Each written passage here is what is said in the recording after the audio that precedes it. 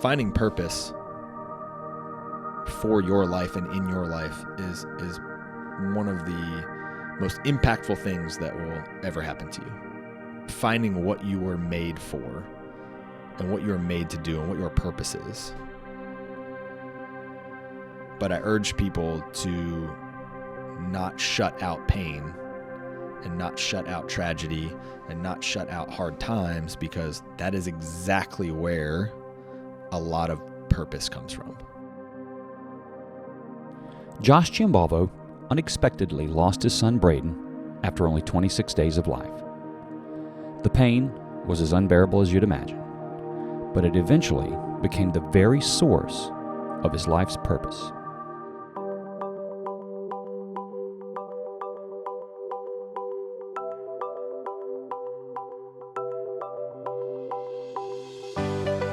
Welcome to A Stronger Faith, a podcast that gives you a front row seat as everyday people share the experiences that change their faith in hopes they'll also change yours.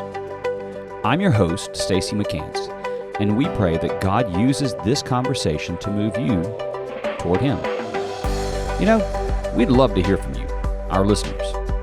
If you feel like God has moved you through these conversations, or if you know of an impactful story that we should consider, please share those with us at astrongerfaith.com/connect or on Facebook or Instagram. Our content is generated from our listeners, and we love hearing from you. Today, Josh Giambalvo shares the experience of how God used his pain to give rise to his purpose. Meet Josh Giambalvo. We're done. Print. So what happened? Well, he pronounced my name right, so we just left it. We left that. There. That's good. Well, Josh Giambalvo, we are glad to have you here. I'm excited to be here. Yeah, it's. I'd met you before. You had done a fundraising talk for the Brayden house where I worked before, where we worked, and it was great. I had no idea about the place. I just hadn't lived in that world, and here comes this guy giving us a sort of a fundraising conversation in front of the entire company, 400 people or so, and you just are like teed up for an MMA fight later on in the night, man. You got tats, you got the cool beard, you got the hair, and you're fit.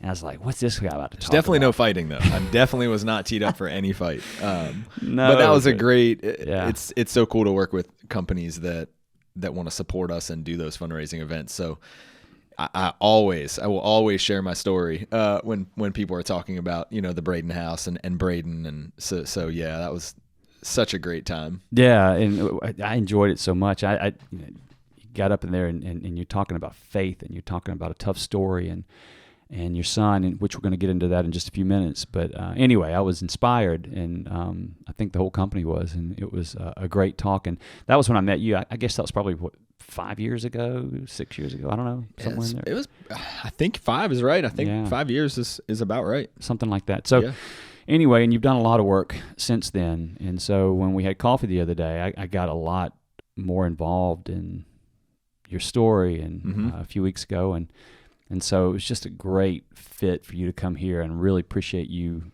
agreeing to do that and coming and sharing sort of the things that have shaped you. Yeah, very much. Hard stuff, real tough stuff, and that's how it is, right? And that's how God moves in a lot of cases, but it works for good. So we're going to get into that.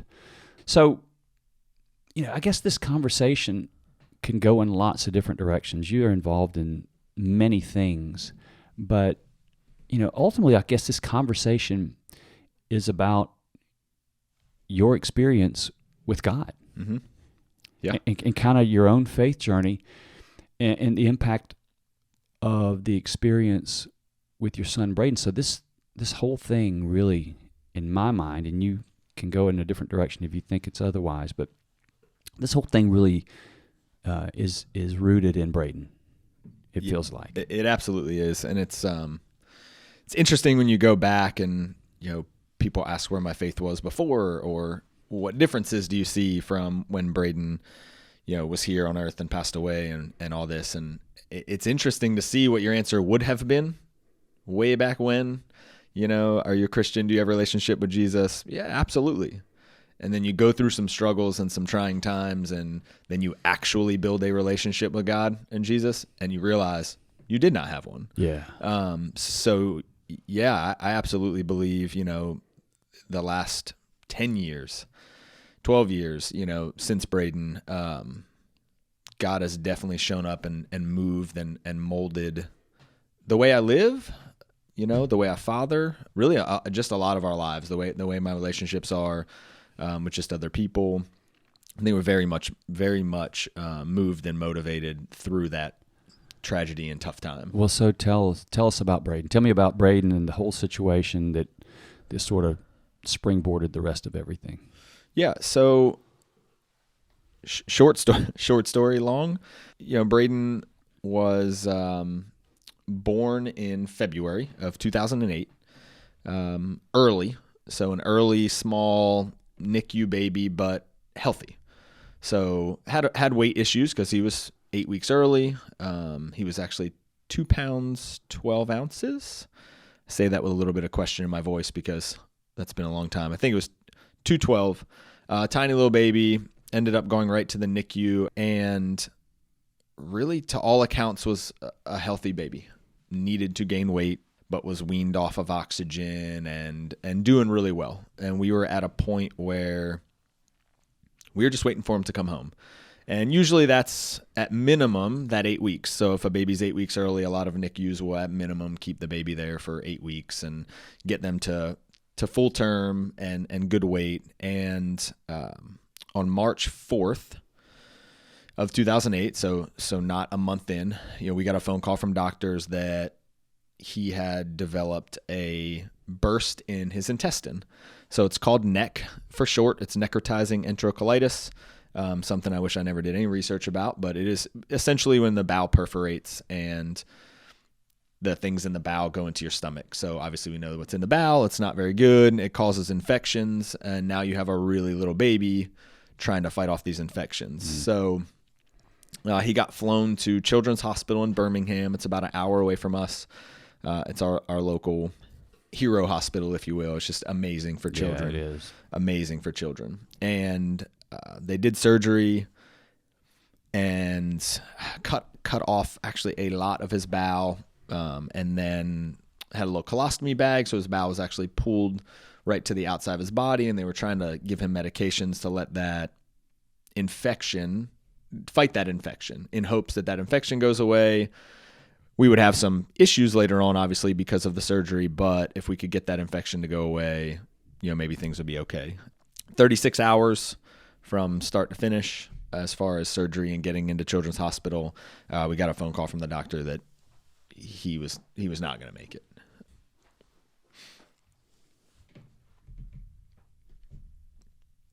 So, we decided at that point to turn off everything that he was on. So he was on, did you shoot? A little 36-hour fighter. He was on all kinds of stuff. I wouldn't even begin to know what some of it was. So took all that stuff off, and we I held him. And not long after that, he passed. And that was I believe it was 26 days old. Again, numbers are starting to get away from me. I don't know if it's my age or just how many times we talk about it, but it was March 5th of 2008. So he was born February 8th, passed away March 5th of 2008 at Children's Hospital, just from complications of that entire necrotizing enterocolitis, the surgery. You think little baby, the surgery was hip to hip incision, because tiny little baby. I think he had 3 nurses at Children's. They brought the OR to him. Some crazy things that you saw at Children's and how amazing they are. But just too much infection. So he passed, March 5th, and then became probably like the biggest mental, physical, emotional whirlwind ever.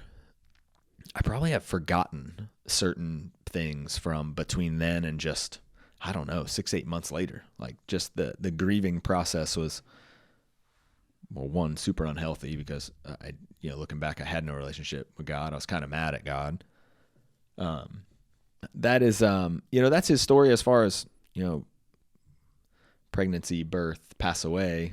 Yeah, but it sounded like everything was going okay, and maybe I misheard it, but from what you felt like was okay until he was gone was pretty quick. 2 days. I mean, you thought, okay, we got a premature kid. This happens all the time, yep. But things are on pace. We're going to take him home in probably 3-4 weeks. 3-4 weeks. Had gotten to hold him, so he was out of the incubator. No oxygen. Little things reading his heartbeats and stuff like that. But that, I mean, me or you would have that at a easy hospital visit, doctor visit. So yes, unfortunately, it was very much things are fine. Yeah, it wasn't like you knew he was going to have some complications after birth. You've prepped for this. Who knows? It's going to be touch and go, and suddenly, and then it happens. This was like everything's good. Yep. Like we pretty much lived at the hospital. Visiting Brayden, hanging out with Brayden. Went work, hospital, and the gym. Actually got the phone call that he was sick over a loudspeaker at Northridge Fitness while I was working out because I didn't have my cell phone on me. Hey, you got to come to the hospital. So, yeah, there was this wasn't hang by the hospital bed 24/7, 365 because your baby is sick and there's a chance that this baby doesn't make it. This was, hey, we're really early. Like the baby was really early, so actually we need to, buddy's healthy, so we need to be at home, like, setting a crib up, and we need to be at home because we weren't 100% ready for a baby because it was 8 weeks early. So now I don't know if that's worse or not. It's all bad. It is, but usually, I mean, not usually. Often you hear people talk about, I was given this to prepare for that. Absolutely. And what I find in my own experience and with the experience of others is the thing that kicks people's butt is the surprise. Yep. Is the surprise. So if you're anticipating, if there's reason to anticipate adversity, the adversity doesn't seem to be as overwhelming. You're prepared for it, and you meet it head on, and you know what I'm saying? You've almost got time to practice. It stinks to practice for bad stuff to happen, but you've almost got rehearsal time. And I guess the point of that for me is it had to have just totally knocked the wind out of you, right? Yeah. For a long time. So still sometimes. I would guess so. Oh, I mean, you lost your son. Yep. Absolutely. And you've already asked the next question that I would ask is, okay, so how did you handle this sudden occurrence spiritually, right? I mean, was there... Handle's probably not a... Yeah. Handle's probably not a good word for it because it was handled incorrectly. Oh, I'm sure. I mean, you're not ready for that. But I mean, was it anger? Was it fighting? Was it like withdrawal? I mean, what'd you do? I wouldn't say withdrawal. I'm pretty energetic, outgoing. So I don't think it was a withdrawal. There was definitely some anger. I think I was angry at God. In the middle of that moment, I would have had no idea that I was angry at God. Fast forwarding now and fast forwarding years past that, 100% was angry at God. And dealt with it? Man, I dealt with it by leaving late at night and going to the bars. And that's how I dealt with it. And to be honest, it was a numbness from, I would say, March till close to the holidays. Like I was sad and I was upset and I wasn't dealing with it the right way. And it was kind of a numbness until the holidays came around. And then I think that's where the anger was. And I think the anger was, so it took a couple months maybe to get angry. And then when, Thanksgiving and, in my brain, I'm like, well, I don't really have anything to be thankful for. That's wrong, but that's where my thought process was. And then you get to Christmas and you get to all these things where I'm like, man, I just, probably my biggest thing back then, and maybe it was selfish. It's still this way now, but I think it's rooted in something different. Is I just don't want people to forget Brayden. Like It's like that simple. And people haven't. Sorry.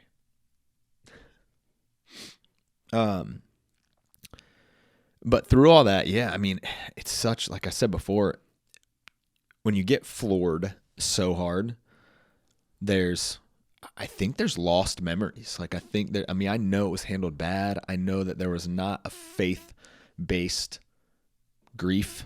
I know that there was irresponsible, childish ways to, essentially just bury it. And it was alcohol, to bury it, or busyness to bury it, or, unfortunately it was not relationships. It was not Jesus. It was not church. Actually, I was like so against going to church at that point. But man, if you asked me to sit down at a calendar and kind of tell you when that all kind of ended, I don't know if I could. Like, it would be, and again, I think that's just the traumatic. If you do a lot of research on any kind of trauma, a lot of people have some memory loss. Yeah. And I don't think I have memory loss. I think I got a little bit of that time is difficult for me to find. Like, was that a year? Was that 2? And I could pinpoint it down. It wasn't 3 years, but for me, it was just an irresponsible, non-faith-based way of grieving, which when you don't have a relationship with Jesus, that's really easy to do because you don't know you're not accountable to him. You're not asking him for help. You're not confiding in him. So that's difficult to go through that process kind of alone. Yeah. And I always think that relationship also preserves some hope, right? Faith-based, Jesus, eternity, all that. Lots of hope. There's hope there. Yep. Without it. Yep. Lots of hope. Because again, I said, do it alone. I didn't do it alone friend-wise. But that's not really what you need, unfortunately, in those circumstances. So yeah, absolutely. When you don't, I've had loss between now and then, and I've had struggles between now and then. That was in 2008. So dealing with loss and struggles now with hope and grace is much easier. Sure, there's still difficult times, and sure, losing people and losing loved ones and just the struggles of just everyday life is very, very tough. But I completely agree. I think when you have a relationship with God, there's definitely, I think hope probably is the best word for it. Light at the end of the tunnel kind of thought process. Looking back, by your own admission, and understandably, I guess, mishandling of this, how long did that go? When did you turn a corner? Did you talked like you didn't really have, I don't know if you didn't have any faith before, or you were really irritated with that, or you just hadn't found, or faith hadn't found you yet. How long before that door began to open? I would say in end of 2010, somewhere around there, maybe the doors started to open and there started to be some skepticism on my part, but some looking into back to church, some friends in my life that didn't go anywhere through tough times and were sticking by me, that were a Christian and speaking faith over me and speaking God's word over me. And I think that was, if I had to give it a date, maybe towards the end of 2010. But what's crazy is that probably not until 2013, 2014. And this was after some really positive things had come from Brayden. So I think I started to see some positive things happening because of something not so positive. And that began to maybe spark some interest, as far as like, these aren't me, like these aren't, like, this doesn't just happen. But I think it was 2013, 2014 until church and a relationship and prayers and people in my life that were, really sticking around and kind of teaching me and showing me the way. It was probably until then that it really showed me where my faith needed to be, but also showed me that God didn't go anywhere all the times that I didn't have a relationship with him. So all those struggles and the days of drinking and the days of not having great relationships and, the days of being angry. And it's funny that 2013, 2014 is probably when I would put hey, I gave my life to God, got baptized. Actually, I know when I got baptized. I got baptized December 13th, 2014, because it's 12, 13, 14. And no, I didn't plan that, but man, it works out good for me and numbers and figuring out stuff. But, but through that process, it showed me like he didn't go anywhere. And he showed me some of the amazing things that happened between and during my mess that made the kingdom, was a work for the kingdom. Yeah, you even through the mess. So that's cool, because on this podcast we've had lots of conversations that of people that have dealt with suffering, some pretty extreme suffering, in various levels or whatever. And this verse, Romans 8:28, always comes up, right? Basically, all things work together for good for those who love God. So, but in your experience here, it's not like he waits for you to get your ducks in a row or your faith aligned or yourself aligned with him before he begins this work. Yeah, thank God. It's almost like the work began, the things worked together for good, and you looked up and saw those things happening. Yeah, puzzle pieces were put together without me putting the puzzle pieces together. That's awesome. And I'm glad he works like that, because I don't have my ducks in a row right now. And I need help every day right now. Yeah. The good news is I try to get closer to him, so he'll draw closer to me, where that wasn't happening in the past. But man, am I thankful for the fact that he can work behind the mess and through the junk, as big as it is. Because again, there's always going to be that mess. Nobody's perfect. So yeah, very thankful that he works through the mess, and kind of cool that when you yourself personally get through it, you can look back and see that. Yeah. And there are people who are unable to see those things as God working. They can be very closed to that. And it's almost like God opened your eyes to see him working without you having said some prayer or gotten baptized or any of those things. Or a verbal word from God. And I've had conversations like that before. I usually just try to tell my story and kind of some cool stuff that has happened, and some things that have happened that you just open your eyes to the fact that wasn't a Josh thing, that wasn't my family thing, that was God working through a crappy situation to turn it to a purpose. So what are some of those things that you saw happening? Fast forward to now, we have a nonprofit called the Brayden House. It is a house in Northport, Alabama, which is right outside of Tuscaloosa. I actually live in Northport, and that house is there. It's 15 minutes from the local hospital that he stayed at, 5 minutes from another local hospital, and that house houses families that have children in the NICU that can't afford another place to stay. So we are actually, our local hospital is a pretty big hospital for surrounding areas for us. Yeah. So where we get to drive up to Birmingham and go to the big children's hospital where their NICU is amazing, and that's our hey, we have to go somewhere.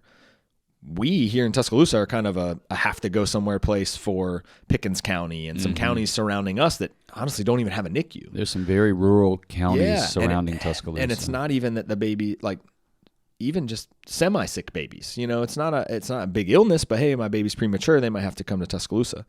Well, while we were in the NICU, watching over Brayden, and at that point, again, pretty happy. We thought everything was great.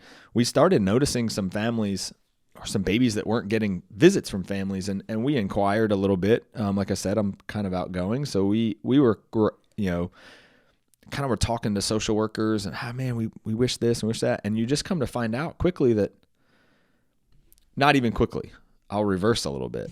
While we're in the hospital, we're seeing these families and they don't have visits. If you fast forward a couple weeks when we got our child got flown 45 minutes away. We both had jobs that were hourly rate jobs. And now we have to be 45 minutes away in a hotel, eating out every day. Don't know how long he's going to stay there. I mean, we were there for like 2 days, and I have no idea what we would have done if we didn't have good family and friends. But think about someone who, hey, that baby's going to be far away for 2 months. Well, you got to have a really good job. And it stinks that you even have to think about financial stuff while your baby's sick and you can't visit your baby. So we looked back and we thought, oh, well, that's why people can't drive and see their baby every single day. They have a 9 to 5, or they have a job that they don't have vacation built up or savings built up, or they have 1 car for a 2-car family. Whatever these issues are, it seems like there's a ton of them, and they're not even issues. They're just the way y'all live or that lifestyle. And we need to help that. So there was no place in North Port or Tuscaloosa to house these families. So we don't have a big house. At some point, maybe it'll be the Brayden Hotel. Who knows? But we can house families, and we can house a mom, or we can house mom and dad and kids, or we can house 2 moms, and man, we've stayed full for a few years. And we just work with social workers at the local hospital, and they call us, and we have a family that actually lives at the Brayden house and kind of helps with the day-to-day operations. And we have another family that helps check people in and get the calls from the hospital. I've actually tried to take myself away from almost every aspect of it because I don't want it to be about me. So really and we look back and we have this house, and it's a nonprofit, and it's paid for, and it helps families, and people get to know Brayden's name. And when you look back at it, I didn't have $1 when we did this house.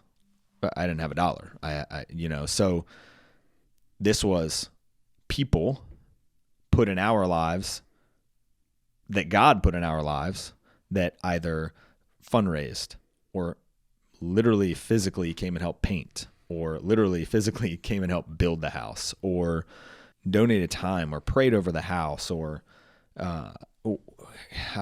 the million aspects you can think of building a house as cheap as you can possibly build it, and taking a slow time doing it because you make a lot of phone calls for donations and whatever. Hundreds of people. That's why we laugh a little bit if anybody says, man, Josh, what you did with that house was really great. I kind of chuckle because I kind of go, man, I had a quotation. If we win the lottery, I would love to blah, blah, blah, blah. That's what I had. That was my part in it. I mean, my part in the Brayden house was literally that conversation I think everyone has while they're driving down the road and see a lottery sign that's $50 million. Well, you know what I would do? I would do X. And man, just people got put in our life that, hey, we'll give you property. Hey, we'll fund the construction loan. We'll donate concrete.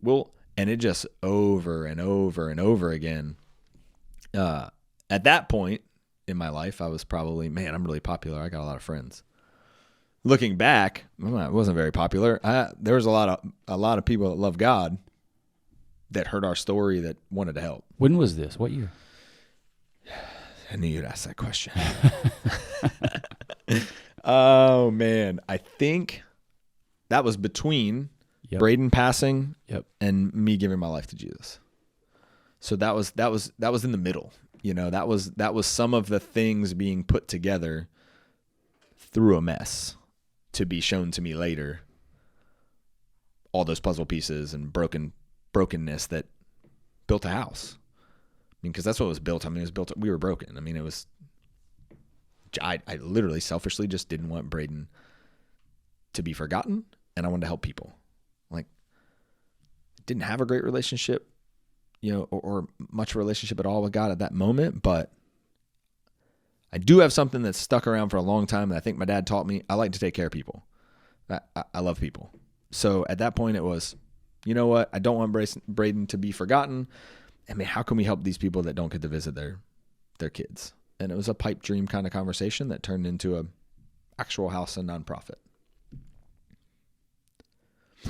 Pre-baptism. Pre-baptism and pre-relationship. So what do you make of that now? I mean, what's the implications of that?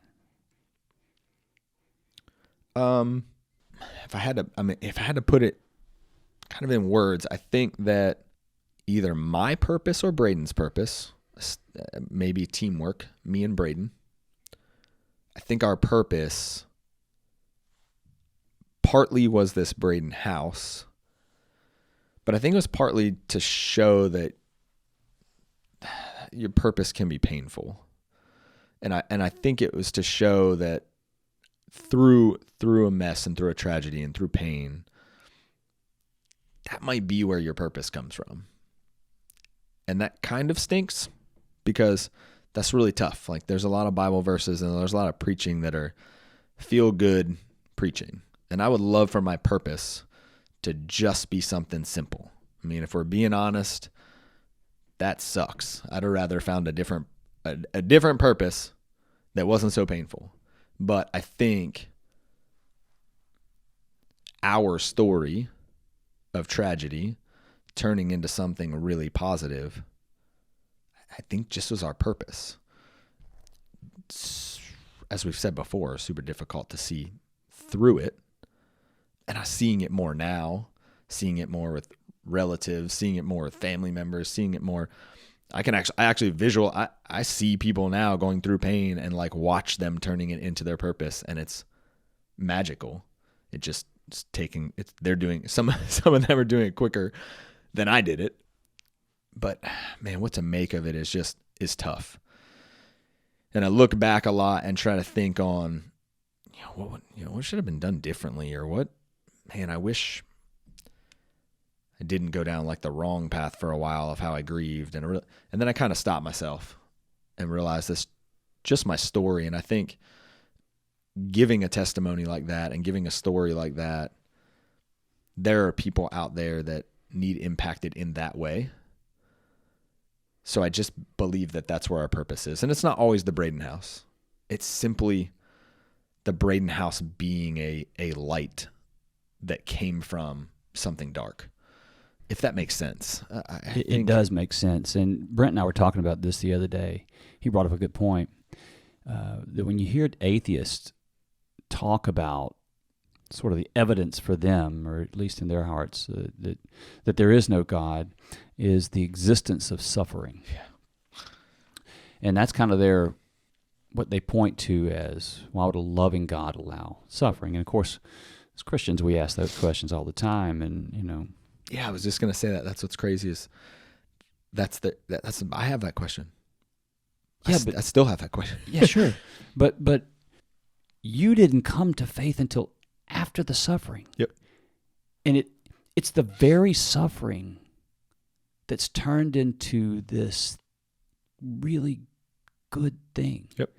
It sucks that it hurt. Yep. I mean, but you're like a trainer.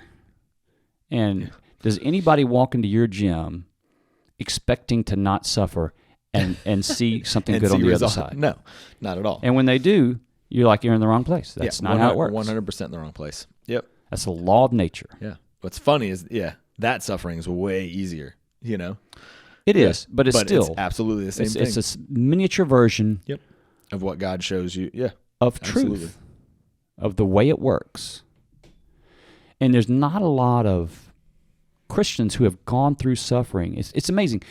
Just on this podcast, how many people, and they get emotional when we talk about it because the hurt comes back and the pain comes back. We're never promised that we're not going to have pain and hurt. It's never in Scripture, hey, you're going to live this life of ease and comfort as if you follow me. That's not what it never says that. No, not at all. There's a sense of peace absolutely that comes from it, but it's not. It's never promised it was going to be a piece of cake. Nope. And that you're not going to, suffer pain, have troubles, and have Our pastor says it all the time when he talks about that, and he says that people say, "Man, it's not a very positive message." And he goes, "Oh, it's positive. I'm positive. You're going to have struggles." That's right. Because it wasn't a promise that. Yeah, I completely agree with that. But some of the people with the strongest faith have been through some of the most unspeakable suffering that people who are not of faith point to as a reason that there's not a God. Yeah. Don't you find that? Isn't that fascinating? It is fascinating, and honestly, for me, I kind of get it, because I have faith. I feel like I have pretty strong faith. I have faith that needs worked on, but so does everybody. But I still have times at church or listening to messages or worship music or whatever that sometimes I go, man, I know the answer to why did this happen, but why did this happen? And that's for and I'm sure there's millions of Christians that think the same way. They lost their mom, they lost their dad, they lost their, you know what? Some positive came out of it, and it was God's timing, and God's timing is perfect. But to think that you never, I have those thoughts of why, why would he let this happen? And luckily with my relationship with God and my faith, I feel like I get out of them real quickly. But for me, I can understand it. Like, I'm not mad at anybody that thinks that way or tries to disprove faith or God or Jesus with that mindset, because I can partly understand where they're coming from. I don't think he's got a problem with us with that struggle. Nope. I think it's there for a reason. Yep. And I think he wants us to struggle with that. Mm-hmm. I think he wants us to fight with that. Yeah. I think he wants us to question. He gives us intellect and a heart and feelings about stuff like that for a reason. And I think we're supposed to wrestle with that. Absolutely.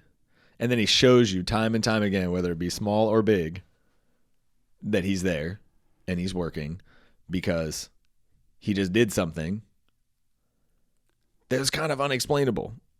So you go, okay, he's there. He's working. Yeah. He's working this out to be good. He's working because there's no other way to explain it other than God put his hand on this and this is why it worked. Yeah. And that's really where I feel like my testimony or my story is, because there's just some things that happen that just don't happen. They just don't happen. Yeah. And again, I've told people all the time, I said, so I'm not smart enough to get theological with you. I said, but let me tell you some of my stories, and I'll tell a bunch of them and where I've come from. And I said, if you think it's at the end of the story, it's a pat Josh on the back, he did really good, I kind of think you're crazy, you know, because he didn't do really good. God did some work through me and other people to turn something into good, but Josh didn't do good. Josh's family didn't do good. Josh's friends that built the house, you know what I mean? Whatever it might be, whatever that circumstance is, it's absolutely God working through us to turn something into good. Yeah, I think about the position that people take on faith who don't have faith, and how a lot of people, atheists specifically, think faith is silly and really need to believe things off of proof and evidence and those kinds of things, right? But at the same time, when extraordinary things happen, like have happened for you, it's chalked up to, coincidence. I was just going to say that word. So coincidence. Yeah, and that's that. I think they attribute the things for people of faith is, when we don't understand something, we just say, we just have to have faith. Yeah. Well, a lot of times when they don't understand something or that doesn't make sense, it's just coincidence. Or lucky. Or luck. He was lucky. Yeah, he's lucky.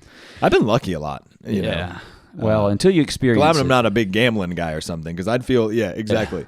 A lot of people will say that to me. You're lucky. You're lucky about that. You're lucky. I was like, man, I really worked hard for that. Or, man, really, God really showed up for that. Or really, I don't think it's luck, but, okay. I'll be lucky. I mean, sure. Those are observations from a distance. Mm-hmm. And, when I talk to a guy like you who is in the arena, right? And when you were in that arena, mm-hmm. you were not a person of faith. No. And the longer you were in that arena, at some point, you came to faith. Yeah, and I grew up in church. Yeah. And when I say I grew up in church, I mean through some of the Brayden stuff, I grew up in church. So not even grew up, like I was grown up in church. Yeah. I had a lot of air quote Christians in my life. And part of the reason I think that my faith didn't turn quicker right after Brayden is a lot of those, I should say, Brayden made bad life decisions. I got divorced. Like there was a lot of things through that couple year process. Through that, I kind of at one point picked up my head and none of my Christian friends were around anymore. So I shouldn't say none. There were like two. Yeah. There were two. So, yeah, I grew up in church, but it was a check a box. It was to go Sunday.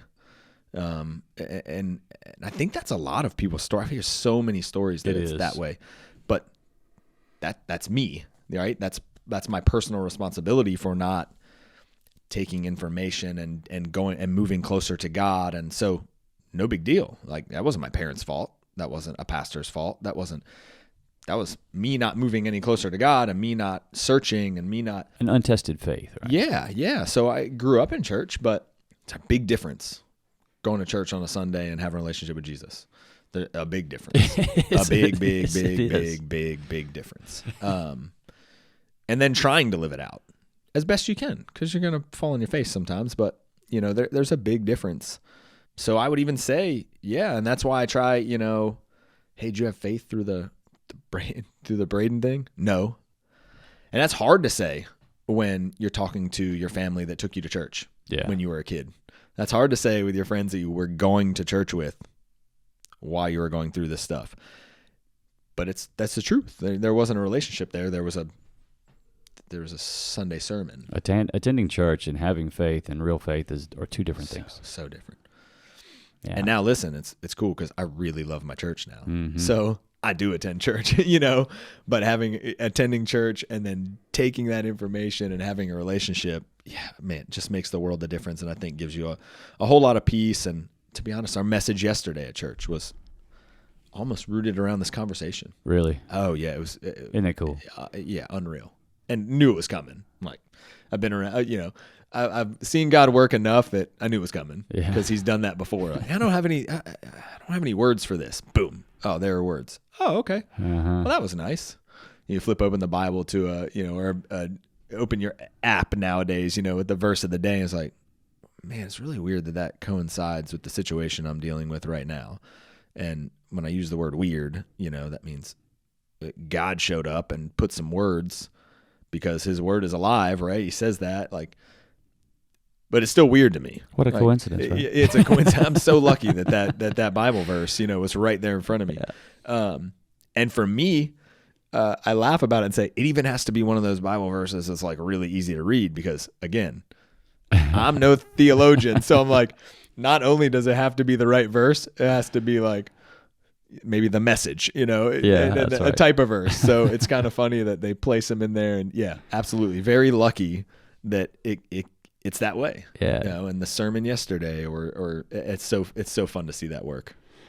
It's really lucky that these coincidences keep happening. Yeah, that's right. That's right. So the Brayden house, I know you've talked about trying to create some distance there because, you don't ever want to make it about you. And I get it. And it's a ministry, really. It's what it is. But I would think, though, through that ministry, you probably have seen some amazing things happen, some cool things happen, some sad things happen. Yep.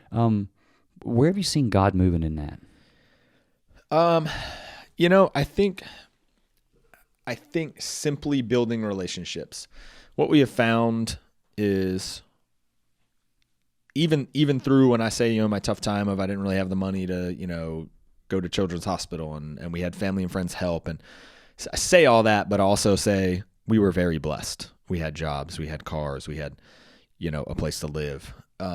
What we've seen through the Brayden house is it has been completely different than what we thought, which is awesome. We thought bring families in, pray for them, love on them, feed them if we can feed them, give them a place to stay. That, and little tokens, little God loves you, little we want to pray for you if that's okay, not overbearing with, any Bible verses or the way our faith is, but we show our faith through that. And when I say we, it's people that are in charge of kind of that prayer and helping out at the house and things like that. And we thought that was going to be it. You move in, you stay with your kid for a couple of weeks, and then you move out and we get to pray for you and love on you. And you just see a light from God through a house.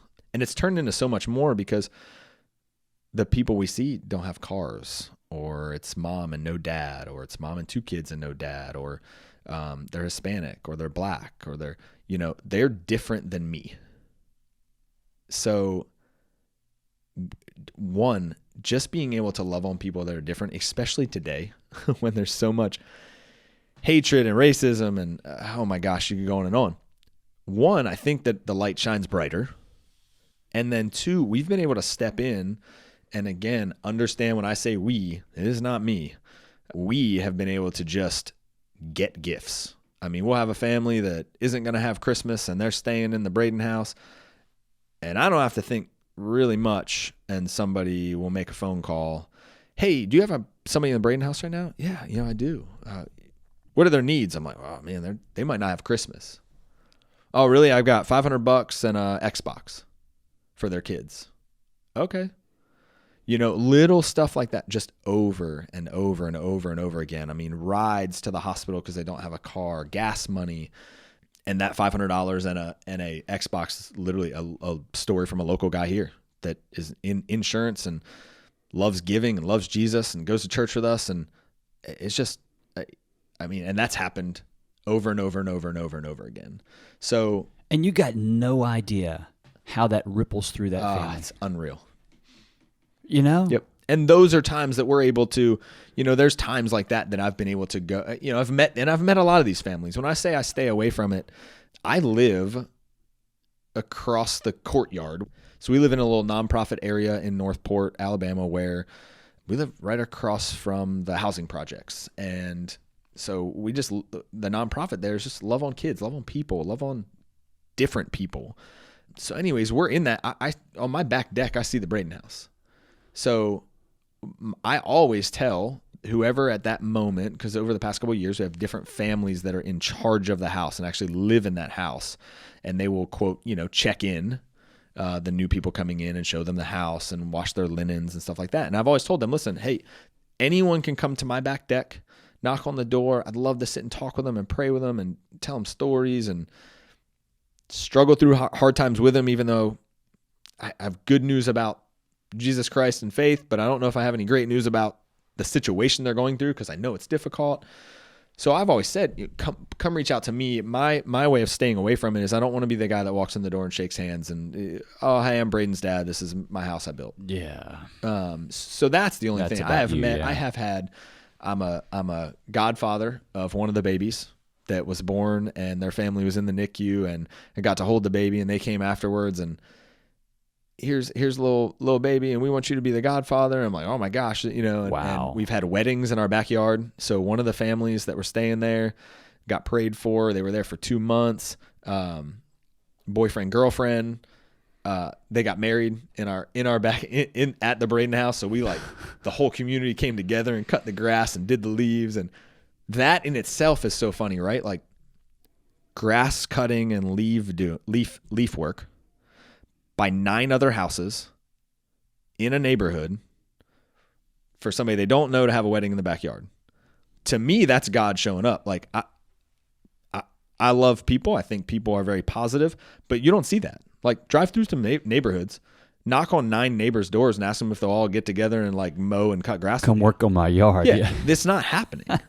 I'm sorry, but it's not. So, and shoot, there is countless stories like that. And then there's been tough stories, and there's been, hey, I don't know if, this person, we got to really help her do this. And we got to, there's been hard work and asking God, hey, we really need you to show up in this situation. And then there's just been ones that I think you said it earlier, not asking for it, no prayers for it. No. And just click. Hey, provided. And I guess that's lucky, it's funny. We'll bring it back to that coincidence or luck word, but to me, and that's where I say that the most of my testimony and most of my story is just crazy or weird stuff happening. When you really sit back and look at it and go, it's either luck or it's God.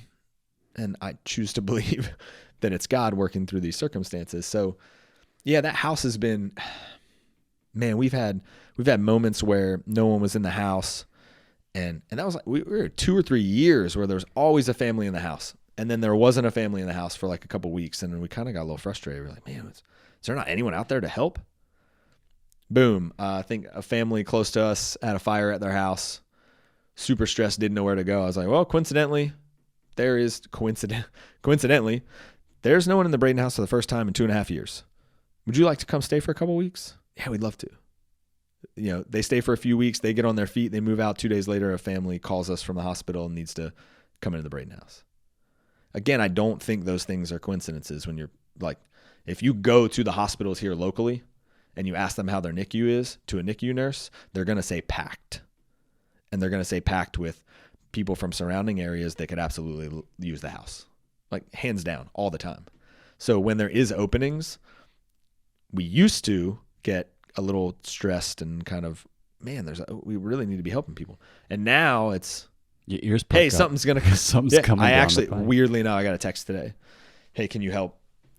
Do you have any low rental property places in Tuscaloosa, such and such, is trying to get away from a bad situation? I said, hey, we've been a week without a family at the Brayden house. Let me reach out and find out a couple of things. Is this like a 3-week deal for? Yeah, just a couple of weeks. Okay, cool. Like that was a text today. Let's see if and me, it's like, well, cool. I'd love to find you a cheap rental place, but for 2 or 3 weeks, maybe we can find you a free place. Let me look into it. So yeah, your ears perk up because it's not something stressful anymore. It's an opportunity that's open for some reason. And that could be to give the mom at the Brayden house rest.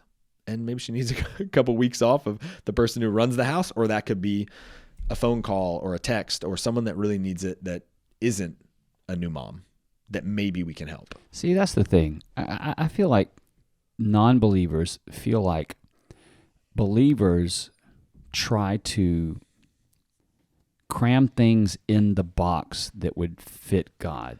And so they try to square peg, round hole, stuff like that in there. Yep. But you're given, and I'm given, a reasonable amount of intelligence. I think we're both interested in, as are a lot of believers, in the truth. Mm-hmm. Just the truth. And when we experience enough of those things, and we at least open the door of possibility that it's not just coincidence. Yep. And we just keep seeing, and literally our antenna go out, and we begin to prepare potentially for something. And it's like, all you got to do is look, and it's going to show up. And it does all the time. All the time. I think reasonable people should be able to reasonably conclude that's got to be that's got to be an infinite intelligence at work. Yep. Is it overly manipulating everything? And is he? I don't think that's how it happens. I don't. But moving through the space that we inhabit, a circumstance or yeah, absolutely. I don't view that as some naive, oversimplistic, unrational, superstitious mumbo jumbo. It's observing logically what's going on and saying, I can't conclude that all of these coincidences are just coincidences. Yep. Absolutely. And it just builds because, like you said, it keeps happening. I got a maybe off topic, on topic. I think when we sat and had coffee and just talked about doing the podcast, I think that we talked about this. There was our church does a legacy offering every year, and that offering goes outside the church, all kinds of places. They have a certain percentage that stays in the United States, certain percent goes out, et cetera, but it's not your tithe. That's not your 10% tithe. It's the only time they say, give through the church. We're going to take this legacy offering and we're going to bless people with it. And don't ask me what year, if this was 2 years ago or 4 years ago or 5 years ago, but I think it was probably 5 years ago. It might have been the first time that we heard legacy offering, what they were going to do with it and how things were going to work. And our pastor Chris Hodges is an unbelievable pastor, and he's pray about it. Pray about the legacy offering. Don't give because we're asking for a legacy offering. Pray about it. And my wife Sam and I, we pray about it. Prayed about it. And I mean, we're at the day of, and we're like, we are broke. Like, we don't have any money. And finally, somehow we decide $500 is what we're going to do. And we're going to do it in cash, because we had tried to put some stuff away for a little vacation or something. And you know what? Maybe we don't need that little vacation, and we get God provides. And 500 was just somehow just speaking to us. So this is what it needed to be. $500 goes to the church, goes in an envelope. Again, I'm, talking about it on a podcast, but I didn't put my name on the envelope. We just wanted to give it through a legacy offering. So a couple months goes, maybe a month or two goes by, knock on the door. It's Church of the Highlands. They wanted to donate to the Brayden house, and they've done this before. So they donate to the Brayden house. It was a substantial amount, and we cry and we're super happy, and it's awesome. And they leave, and 5 minutes later they knock on the door again. At this time, Sam and I are fostering. So we have foster kids now. We have 2 foster kids in our home, and contrary to popular belief, you don't get rich having foster kids. So we're not only don't have any money, like, we're kind of struggling a little bit, and we get this gift and we say, oh, we want to bless the Giambalvos too, because of what y'all do with these kids. Like, fostering these kids is like a real work. So they leave, we cry a little more. We open the card. It's a Walmart gift card for $500. So we gave $500 away. We got a Walmart gift card back for $500.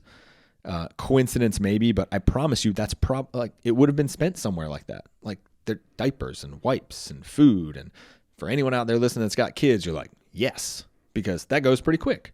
So like that one, to me, I don't know, maybe it was because it was money. But that one to me was like, this is funny. Yeah. Like, I am literally, so we're crying, right? And we open the gift card, and then we can just laugh. Yeah. Like, we're just laughing. Right. We're like, that's right. We're like, oh, okay. I've heard this happen too many times. I really have heard this happen too. I mean, an identical amount of money that was given away showing up for someone in a very short amount of time. Yeah. And it's just what we needed. Like, in that moment, that's what we needed. Yeah. And again, I you see it everywhere, and you see it with other things other than money, but I don't even look at myself as like a very money-driven person, but for some reason that was one that just stands out. Yeah. Because it wasn't a check. And it wasn't, some sort of plot where we know what he's, the church doing some sort of plot, because people can have all these coincidence conspiracy theories, like, is cash in an envelope at a church that has 4,000 people handing stuff in. So, and that, to me, again, we just I literally think if you talk to Sam and I, like, we just laughed. It's like you have that friend that's like really talented and wants to show off, and you're like, oh, God that was that. Yeah. I'm going to call it showing off, because that was awesome. When it was like laughing hysterical. And I think we're also laughing because even in having good faith, we struggled with that amount of money to give. Like, so partly you're laughing because God showed up, but partly you're laughing because as a person of faith, you're thinking, why were we so stressed out about something we know God would take care of? Whether it be in a $500 gift card to Walmart or a year down the, like, we know, like, we have strong enough faith to know that he's going to take care of us. So part of the laughter was, why were we do we really stress about this? Like, it wasn't, oh, we'll just pray and this will, like, we were stressed about it. So, man, and like you said, you hear it all the time. And I love telling it because, I mean, you said earlier, you're tattooed and you're this and you're that, but I like telling my story sometimes more just because people don't think it's going to come out of a person like me. Yeah. So that's a little more fun too sometimes. But yeah, you hear that all the time. Like, the exact amount and you kind of just, even as believers before that happened, you're kind of like, yes, yeah. And then it happens to you and you're like, holy heck, guess what happened? Uh-huh. You're like, now I'm telling a story that people are going to go, oh yeah, well, it was just, a coincidence or this but man, it's so neat to just overly see that. And sometimes in moments where you're stressed or struggled or trying to figure it out, and you kind of get a little smack on the forehead that's, you don't need to figure it out. Like, I have it figured out. Trust on me, lean on me. Like, but you're going to do that. So it's cool to be like smacked out of it every once in a while. It is. And that's what faith is. And I think that's what non-believers get tripped up over sometimes is what that is. And the fact that it doesn't mean you're not going to have other hardships, right? Yeah. Doesn't mean you're not going to lose your job. Doesn't mean you're not going to have illness or lose a loved one. Yep. It's not what faith is. Been through plenty of that stuff. Yeah, faith is knowing that He's just going to take care of you. Yep.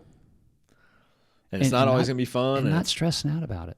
And yeah, it's not going to be pain-free all the time. I think that's what non-believers don't understand. And I guess that's okay. Yeah. And I mean, to not sound rude I think that there's a lot of Christians that don't understand that. I agree with that. Some of my best relationships, best friends, family relationships I say this about my dad all the time. My dad and I were super close. And I think what most people think that means is we never had an argument. We never had like a tough conversation. He never called me out for my wrongdoing. I never called him out for... No, we had some uncomfortable, crappy conversations and hurt and pain, but all towards a direction of, hey, you're going away a little bit. You need to get closer to God, or you need to give this to God, or and it's in those uncomfortable, tough, stressful, whatever word you want to use. It's in those times that I think that's where everything is built. Your relationship with God, but also your relationship with others. And I think that, non-believers and some believers feel that that's not, that it's supposed to be sunshine and rainbows. And to be honest, I don't even know if I want that. Going through all of this and seeing what God works through some of the pain, I don't know if I want sunshine and rainbows. Pretty miraculous to see what happens from some pain and some mess and some darkness. Like, as weird as that sounds, I mean, I've had conversations with my family about that, and some of them have a hard time understanding that. But I don't know if I'd want the sunshine rainbow stuff. It's called the problem of suffering. Yep. And for folks like you who have done it, there's the pain of suffering, but it's not a problem of suffering, it seems like. And in my own, I haven't lost a child, so but I'm gonna have to write that down. So we'll have to go back to pain versus problem. Say it one more time. I hope that doesn't mess stuff up. You'll have to download the podcast.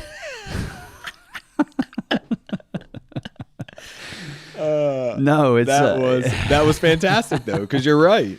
Oh yeah, my but gosh. I mean, I think there's books, there's lots of essays, there's lots of columns written on the problem of suffering. It's the problem of suffering, and it's why a lot of people can't believe in God, and what we experience is the pain of suffering. But those who have gone through it discover something on the other side that's not a problem. It's painful. Yeah, I love that. Yeah, it's painful, but it's not. You're very right. It's not a problem. So you talked about fostering. I mean, you've expanded your kingdom work. Brayden House is doing well. It's hopefully will continue to expand. I love the way it serves. I love the way it loves. Yep. You're just taking people who need help, who just... Funny what shelter and a meal will do. Yeah.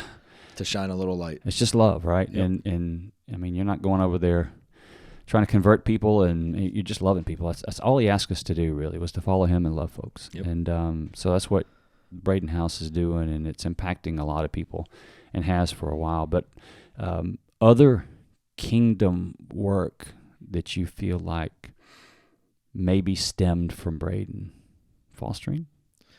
Yeah. I think I have two boys. My ex-wife and I have two boys, so we have 8 and 11-year-old. So my wife Sam has or call her bonus mom. So she got two boys, step boys running around the house, and she was adopted when she was younger by a family member, and just, I don't even know, you may have asked it. I don't even know how it started, other than we love kids, and we started just seeing just the mess that just locally, and this is anywhere, I think, they're just kids that need help because it's none of their doing, but they're just not in good family situations. So I think 4 years ago, we're gonna go with 4 years ago. We're gonna go with 2016, 2017, somewhere in that time frame. We decided that we were gonna foster, and lots of prayers. I mean, we really did pray a lot about, was this something that our family should be doing, and kids are on our heart, and people that are different than us are on our heart, and people that are having struggles are on our heart. And I think a big thing for both of us, she was in a bad situation and a little had a bad past, and I had a bad past, and we talk about it right now with just pain that we've been through and coming out of it. And we thought, hey, there were people in our lives that were light in that situation that really, at the end of the day, led us to church and led us back to God and having a relationship with God. So maybe we can be that for these kids, and maybe it's a light for 10 days, maybe it's a light for 2 months. I have no idea. We started praying about it, and then 2016, 2017, we started fostering through Tuscaloosa. 10-week course. You go through all of the fun stuff to become eligible to be foster parents. And then the day we got our license card, we got 2 kids, and we have had 14 kids since. So in the 4 years that we fostered, we've had 14 kids. 2, 4, probably 5 of them were long. 12-month, 14-month stays. And then during those long stays, there would be, some kids that popped into our home for 10 days or 8 days or 2 weeks or a day, or these little things back and forth. But we had some long-term ones. And it was a tough thing to do. I'll say we're at the end of our fostering journey, but we've also quit fostering 3 times. So I don't know if we're actually at the end of our fostering journey. But we are papers signed, judge probably signing off on it this week to adopt our 11-year-old who has been with us for 2 years. We are next week going to sign papers to adopt her biological sister, who is 19, through an adult adoption, so that they can both have kind of the same family. And we currently have an 8-month-old who has been with us for 8 months. And they're pushing towards adoption probably by the end of this year. So with all of that said, we can't foster for a year. So they actually take you off of the fostering list while you're going through all these adoptions. And then as much as I love the kids and love helping, and I think it is kingdom work, I really kind of hope we're done after that. So we went from an 8 and 11-year-old boy to 3 girls and 2 boys, and kind of starting over because we have an 8-month-old at the house. And we have a 19-year-old daughter. So I'm a man at the other end of the table that didn't have a daughter 2 years ago, and now I have 3. And they're from 19 to 8 months old. So it's so like you said, if we pray about it and we're supposed to keep fostering, I guess we'll keep fostering. But if you ask me, I'm thinking, man, I hope we're done and we can get all these adoptions done, and then we got 5 kids, and there's just a whole lot of fun that comes with 5 kids, but I don't know if I want to know the whole lot of fun that comes with 6 kids. So are you just listening? Is God putting this stuff on your heart and you just following, or are they just showing up at your doorstep? And is it just is it like before where all these things are kind of going without you doing anything and you just kind of falling in line? How is that working? I think that God placed this on our heart for sure. It is probably a harder one to dive into and dig about just how God has showed up.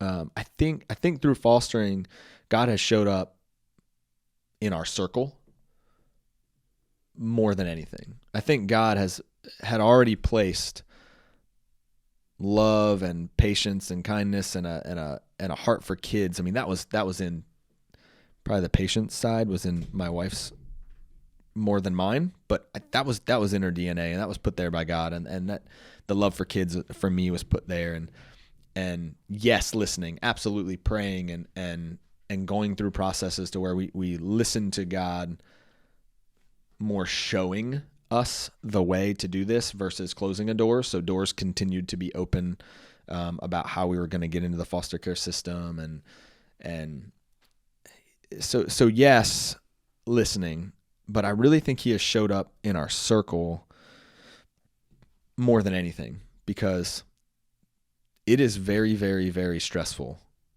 to foster, partly because of the kids, partly because the system is ridiculously broken. So as you get stressed and anger towards, other humans, a system that is just broken. I think you need people in your lives that, one, help you through it, and then just in general, just being there for you, because it's so much different than raising your own kids. I don't even know. The process is so much different than raising your own kids on a stress level, that you need people in your life. But then, like I said, on a logistical level, I can't tell you how many times we've been somewhere else. Just the newest baby. We're in a U-Haul on the way to Birmingham because COVID's about to close one of our businesses. So I don't know if this was God's way of giving me more time in my day, because I'm about to close a business, and that's never fun. Like that's failure. So especially for a man to close a business, like egotistical. You listen to anybody talk, men have egos. I don't know if you knew that, but you're welcome. So you kind of ticked off, and I'm on the way and get a phone call about picking up a newborn baby out of the NICU. So one, out of the NICU, which I have zero interest in driving and going to a NICU ever. God worked through this and positive things happened. I have no interest in going to a NICU. It's just not a place that feels very comfortable to me. So we're up there, we're about to close our business. We get a call on a Friday. Can you pick up a baby on Sunday? Okay, yeah. So my wife's going to be away from Saturday to Wednesday. You want me to come to the NICU and pick up a new baby? It's just, of all things. Yeah. Yeah. So now, not only, and again, some people would just think Josh is really nice to all his friends. That's why he has so many good friends that'll help him. No, God has placed some loving people in my life that want to help, because we get on the phone. There are legitimate neighbors and friends driving an old crib over and putting it together in our foster care room that's upstairs. There are people bringing, a baby gate. There are people, we went to Target. I actually like this part. I kind of like shopping. So I went to Target and spent a lot of money on stuff we needed for a baby, because I have an 8-year-old. That's my youngest kid. I don't have any baby stuff. But the amount of people that showed up and just handled it, because again, I'm away closing a business. I'm not going to just drive up there and take 2 hours and come home. It was going to take me all weekend. So I leave from that to go pick up a baby in the NICU and come home, and my house is set up for a baby. Unreal.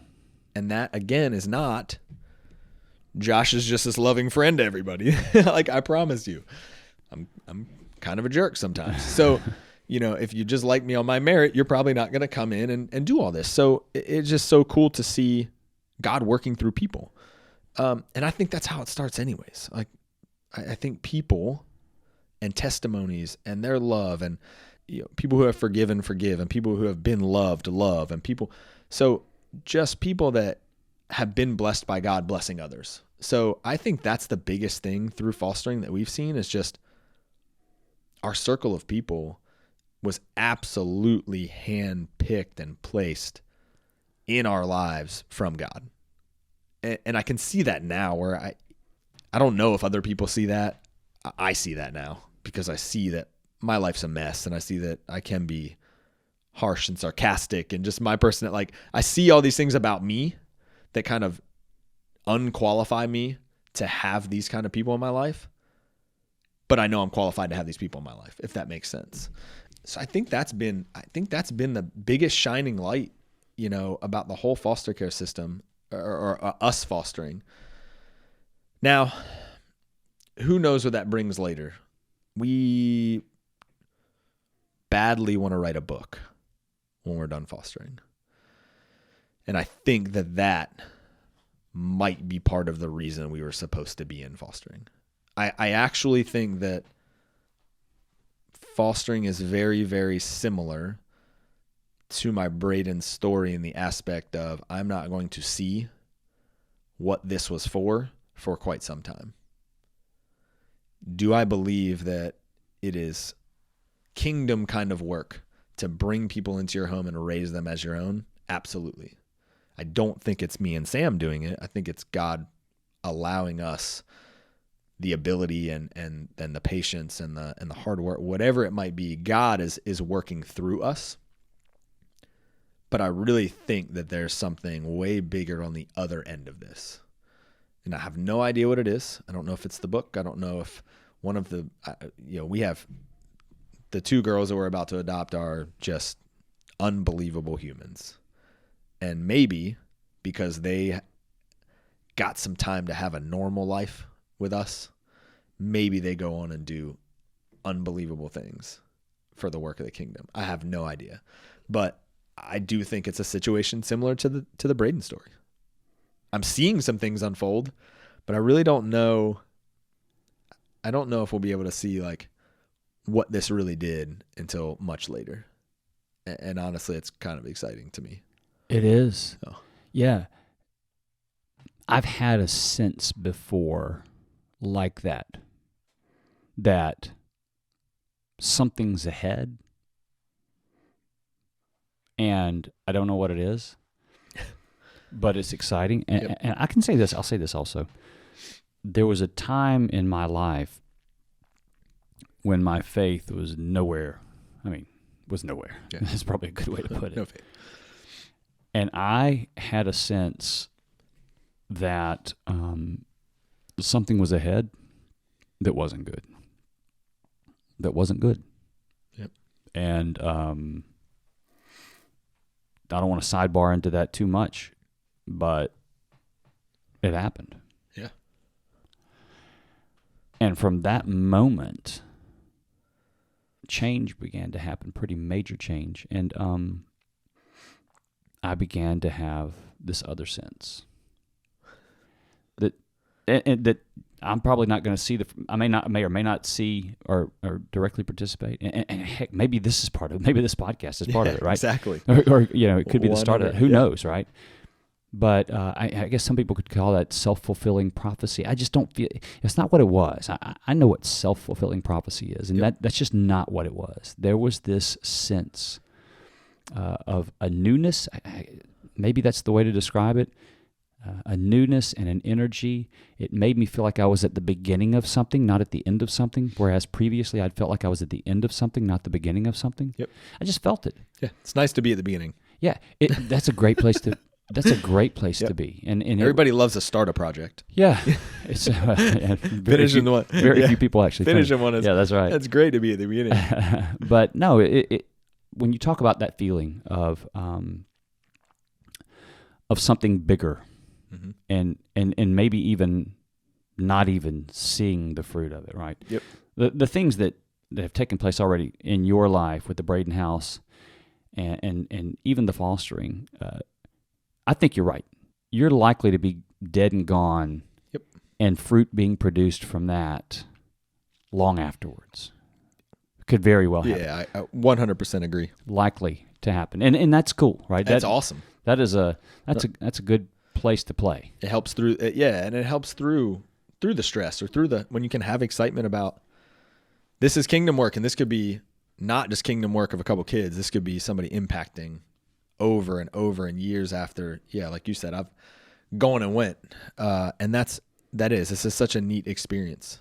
Cause again, I say it like super stressful to foster, but at the same time, like I said, these kids are unbelievable. Yeah. But your sense of waking up in the morning, huh? you got energy and purpose because there are things ahead of you that you can't really define, but you believe that it's there. And so you get up with energy. You get up most days. Most days, definitely for you. More than most for you. Way more than most. No, it is. It really is. It really is. When you put it that way, it is very energizing, and it is, again, reflecting is really cool too. Reflection can give you energy.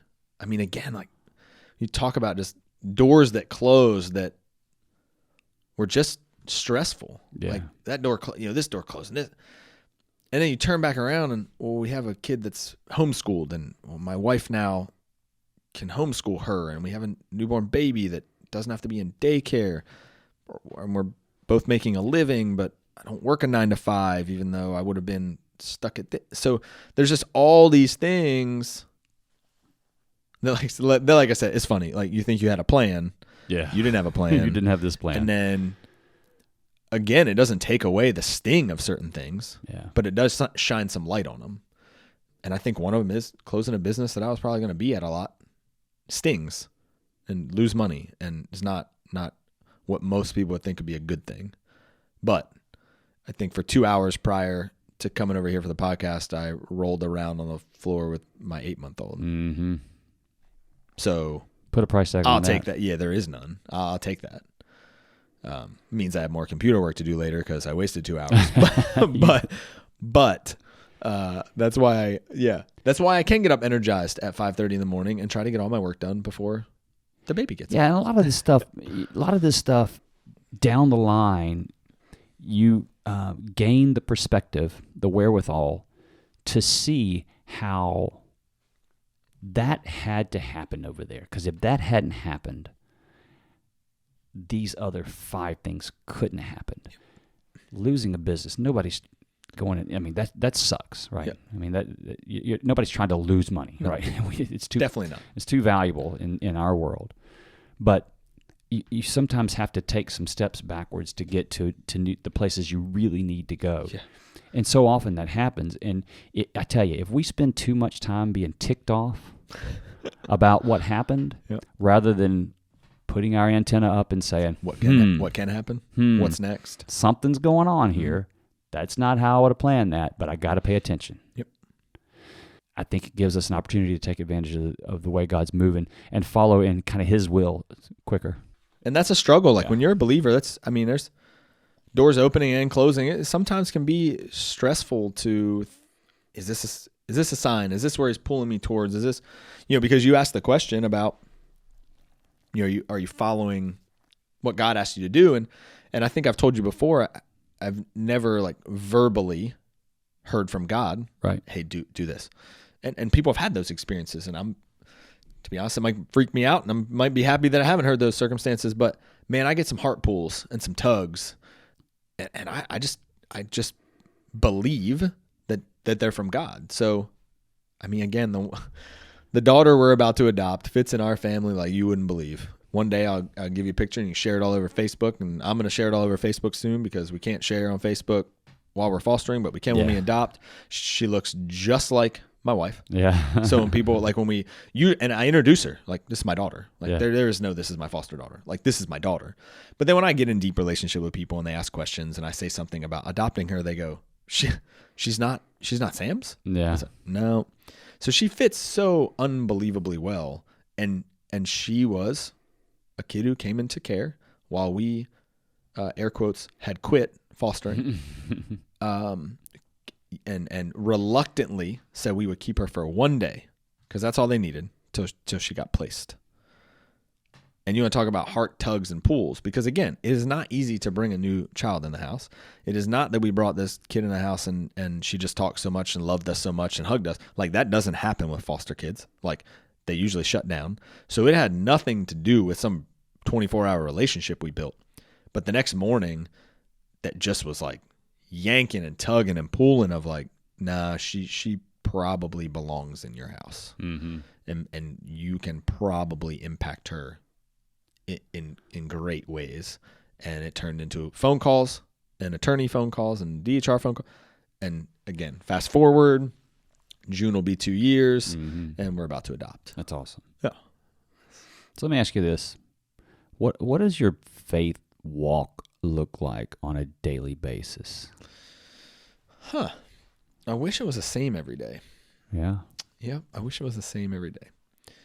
But I believe people need to understand that even walking in faith means you sometimes pray when you don't want to pray, or not forget to pray, but you skip a prayer. But anyways, typically my day with my relationship with God is morning. I'm a morning person. I like to get up and have some time to myself. And when I mean some time to myself, I mean some time with God. Mm-hmm. And that looks differently some days, but typically it looks like some sort of very slow little fitnessy stuff in the morning on a bike or a rower in my garage.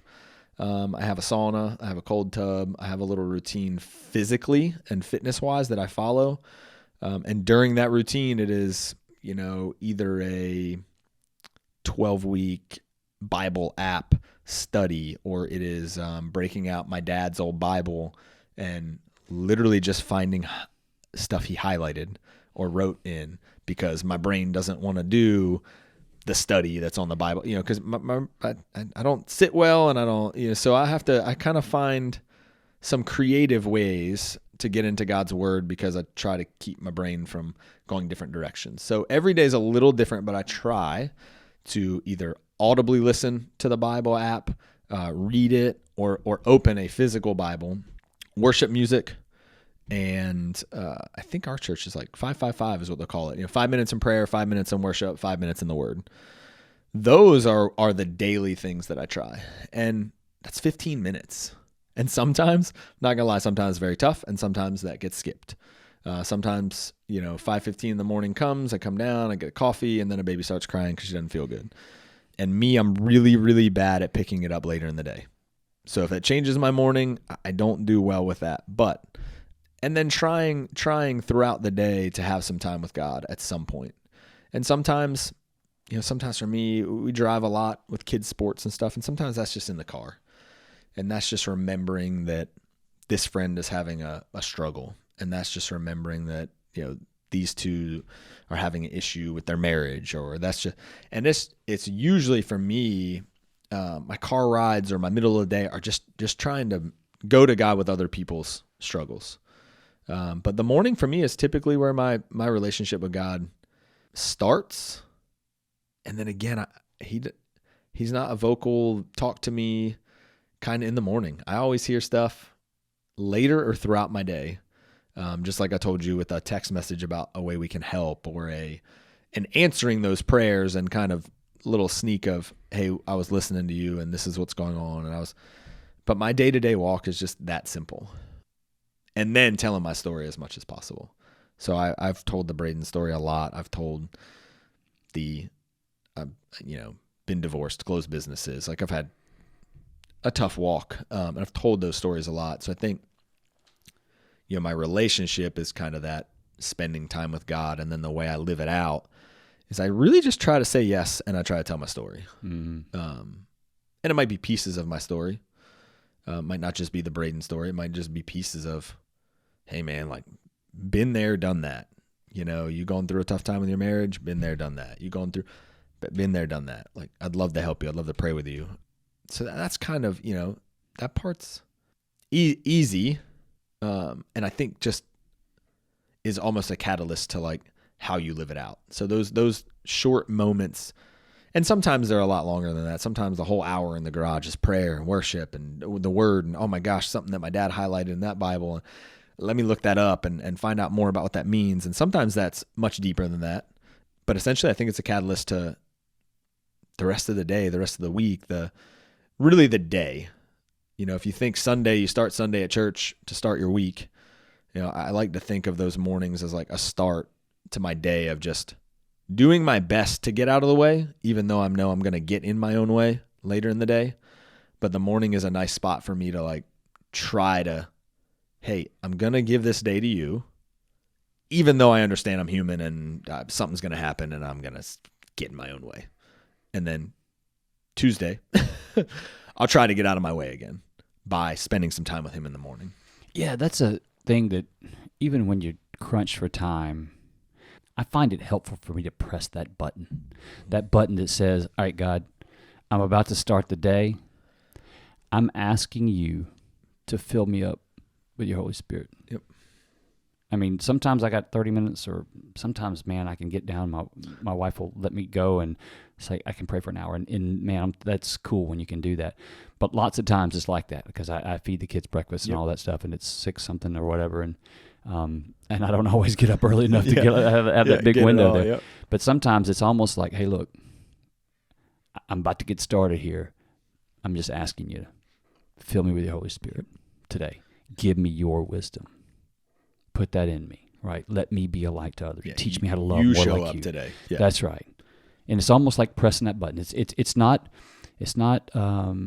just skimming over it and check box, but I guess it's a little bit of a reminder to me to let him go through me. Yeah. Prayer changes you, right? It doesn't change God. No, not at all. Yeah. Inviting him to participate in you like that is, even if you don't have a big window in the morning, right? And I think it can be so much the drive. And again, I get a lot of this. I get a lot of this from our pastors at our church. This can be simple. This can be a car ride. This can be, it's the same things you would say to your kids, I would hope, about, if they want to pray. This is just a conversation with you and God. It doesn't have to be big words. That's right. There doesn't have to be Bible verses, and this doesn't have to be fancy, and this doesn't. And I think it's the same way with your walk. If I miss it in the morning, my day does change a little bit. I'm not gonna lie. Like if it gets thrown off, like I can tell. Like, my day is different. Everyone is happier when I get up early enough to do that for an hour. Everyone's happier. Me, wife, kids, everyone. But man, car rides for me, and again, I'm in the car a lot. So for other people, this is somewhere different, and that's fine. But I don't know. Do you take walks? Is it fitness? But the car for me is great because I've been taught to just talk to God. So I love like intercession for other people while I'm in the car because my brain's like, I'm thinking about it and it's there, and I don't need to be like, oh man, such and such is really struggling, and I just remembered this, but I can't pray for him now because I can't close my eyes. Yeah, that's right. What? Like, no. You can still talk to God. That's right. Or I'm not dressed up on the pew, or I'm not whatever it is. Like, I that's not relational. Like, I just want to talk to God because I want to intercede for other people, and it's for me. The car's a great time for that. And let me tell you something. If He's your Father, He's like, I just want you to talk to me. Oh, dude. Come as you are. Right? That's all I really want. Yeah. I didn't understand that until now I have a 19-year-old. Yeah. Right? So, like, remember, quickly, I got a 19-year-old. And at 11 and 8 and the other ages of my kids, like, they get reprimanded by me, but we still have fun because we go to the ballpark. And so they still talk to me. So they haven't hit the stage where they're not going to talk to me. Yeah. When you get to, it's funny, when you get, now I have an older daughter who's 19, and we talk a decent amount, but it's so funny that, that's what I want. Like, oh man, be cool. Man, if my daughter calls today. We don't have to, we talk about nothing. Yeah. Sometimes I'll get done a little drive and I talk to God the whole time. What'd you say? I said really nothing. I told him about my day. You're like, well, he already knows about your day, but I talked to him, where other times it's battle because again, my brain, I feel like it doesn't work sometimes. So some mornings it is, what I'm thankful for. And hey, please come with me today, or show up today with me so that you shine through. But sometimes I don't think about some of the people I want to pray for until a couple hours later. And again, it might be in the car. It might be, and that, man, it doesn't matter. Like that's where it can be 2 minutes for that person. Hey, I got 2 or 3 minutes. I'm going to pray for that person. And then I'll go back the rest of my day, or hey, I'm in the car now and I'm thinking about this person and the struggle they're going through. I'm gonna pray for them for a couple of minutes. And yeah, it's very relaxed but relational. Like it's kind of it's chill, but it's very relational. That's right. You can still respect Him as the author of life. Yeah, and absolutely. The ultimate intelligence and goodness, and you can bow before Him and worship and love Him, but you can also talk to Him. And I think that's why Jesus came down and said, hey, He's your Father. Yep. We got to think of Him like that. And worship music for me is huge. Yeah. I don't know when that started, but man, I don't listen to much that isn't worship music. Really? Yeah. If it's, some of it you might not think about worship music because it's, Christian rap Right. Because I like rap. So I got some Christian rap artists that are awesome. My kids like, hey, will you put on that 10K song again? I'm like, yeah. Okay. Because I got, like, the lyric is, I got a God that doesn't change with the seasons. I'm like, yeah, that's the rap song you like at 11? I will play this anytime you ask me to play this. Yeah. Because I've heard the other rap songs Yeah. that other people are listening to. That's right. And I promise you, what you put in comes out. Yeah. So, like, yeah, I love worship music. And I think I listen to more of a traditional worship music, like in the morning when I'm going to do my prayer time. So it's typically not the Christian rap. But I think it opens everything up. And that is, like you said, that's the worshiping who he is. Yeah. But that doesn't mean right when I'm done worshiping him that it doesn't change to a conversation that's a relational conversation with a father. And I love that about him because he accepts me to come to him as I am. And that's so cool. And I think me is scatterbrained, and I think who I am. So it's nice to be able to come to him with questions, concerns, stories, conversations as me. Because you say pray for an hour, like that scares me. Hey, let me tell you what. Let me tell you something. I had never heard of that before, and I had somebody suggest me carving out time, like a morning or a day. I mean, this guy said, "Hey, you should like go overnight and pray." Mm-hmm. I'm like, what am I going to talk about? Exactly. That's my thought right there. But the more I did it, and I did it a couple of times, and it's hard. I mean, the first time it's like, let's just see if we can get 30 minutes here.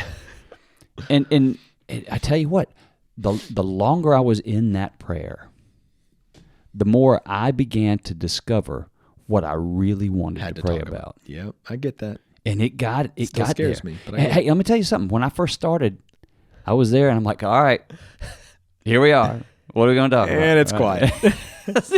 It was as if I was about to have a serious conversation with somebody that I didn't know that well. I was like, I guess we can chit-chat. Yeah. But about 20, 25 minutes in, next thing I know. I think your brain works different than mine. 20, 25 minutes in, I'd be out. Well, I would too. That's why I'm like 555, man, And everybody's different, right? That's so. But our pastors say, other people say it, and every time someone says that, I think, an hour. I would challenge you to do it. Maybe you can do push-ups while you're doing it. I can't do push-ups for an hour either. I mean, come on. I'll take the challenge. Yeah, there it is. There's a challenge. I want to see if you can go for 30 minutes straight in prayer. Yeah. I don't care what else you're doing on the side. Just focus on God and see what comes out. Okay. Challenge accepted. Let me know how that goes. You must know I'm a competitive person. Well played. Well played. There you go. I got another question for you. How are you carrying Brayden forward? I would probably say he's carrying me forward because I think I say that because this house and his story is very local, but in my opinion is very big. And when you start to trace the impact that it's had on people and relationships, I know it's not me, and I know it's God working, but I think he being God and being Brayden enabled all this to happen. So I think I would answer that just relationally. I think that he's carrying me, I'm carrying him, we're walking side by side, whatever it might be. I think it's in every relationship I have, I try to remember that relationship. And then I think he absolutely is the one carrying me through fatherhood. Yeah. Because there are things that other people complain about that have kids that I don't like. I get it, but it's a little frustrating that I don't complain about because I'm -1. So whether it be I stayed up all night putting something together on Christmas for such and such or blah, blah, whatever it is, Brayden has shown me how cool and important that is. So that's why I think he carries me. Honestly, probably leads the way. Because, fathering kids is not easy. So I think in the biggest in the biggest way, it's just relational and appreciative. That doesn't mean don't take that I'm always relational and always appreciative, because I am human. But and don't take that as my kids don't stress me out, because they do. But I think that he definitely, perspective is probably much different for me going through that than people who haven't gone through it. Yeah. I'll say better. Maybe I have a better perspective, and that's stinks to put it that way, because I would never, ever wish losing a kid on my worst enemy, but it gives me some perspective. Yeah. Both good and bad. Like, I can, I don't like to miss a baseball game, but I can miss a baseball game because I've been to a lot of baseball games. I don't like to miss an opportunity, but I can miss an opportunity, because perspective has shown me I am there, and I am working hard, and I am doing the things for my kids, and I am. So, it has taught me a lot about, fathering, and it's taught me a lot about other relationships that I think he shows me some perspective through all relationships. And then the house, man, the house is cool, but it's not his story. It's not the end of his story. There's going to be other things. I think the house is the same as God using me and God putting people in our lives to build a house. I think the house is another little catalyst to stuff that is going to be there long after I'm gone. Yeah. And I think that has to be relationships. Like, the things that stay are relational. So house burns down, house isn't there anymore. Like, hundreds of people, if not thousands of people, were impacted relationally through that. And that was Brayden and God, which I kind of wear on my sleeve. Yeah. And take with me all the time.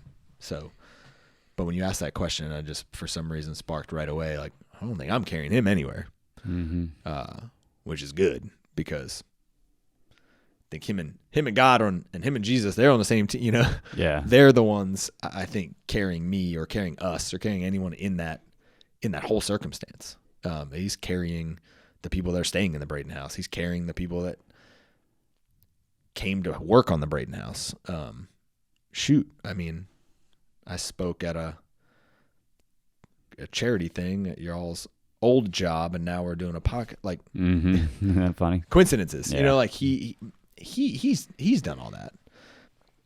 I just want to tell a story, and I just want it to impact people in a positive way, as long as God is shown through the positive way. Yeah.